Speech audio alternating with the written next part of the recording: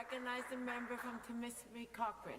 Thank you very much, Speaker. It's always an honor to stand in this House and today to respond to the proposed amendment to the Taxpayer Protection Act of 1999 put forward by the member from the longest title in the House, Lanark, Frontenac, Lennox, and Addington.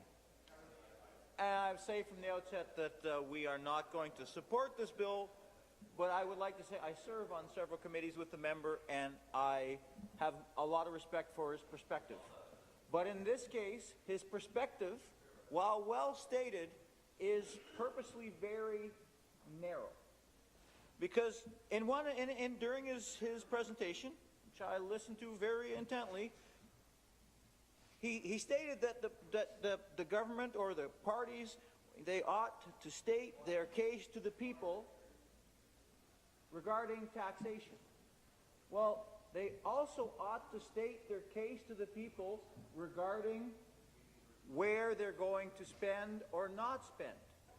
Because taxation, no one wants to pay taxes. That's a natural thing. But we do want to have good services. We do want to have health care. We do want to have good education. We do want to have adequate long-term care. We do want to have a transportation system. So we need to spend money carefully. We need to spend money in the right places, but we do need to spend money. We need to invest in our province to maintain the quality of life both for us and our children and grandchildren. We need to invest it wisely. And that, when it's public infrastructure, public education, public health care, that has to be raised through taxation. So,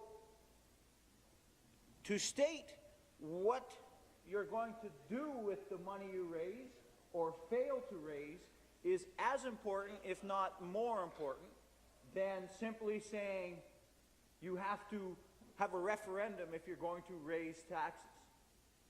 In the last version of and we will take the member at his word, but in the last version of the Conservative platform, there was a $6 billion hole, which was just going to be filled. Well, we'll find that from efficiencies. Now, that platform is no longer in place. So, Speaker, we don't know where. If the new platform states that they're going to run on a balanced budget, there will be no tax increase. If they're going to state that, then they should be upfront and say where they're going to actually save that money or what services they're actually going to cut. Shouldn't the parties ought to state their case to the people regarding what money they're not going to be able to invest in this province? That's also part of the case. The NDP believes in public services. We believe that it takes money to invest in those public services. The Conservative Party seems to believe that that is not the case, that it should not, that they should be able to hold the budget and not raise taxes on anything.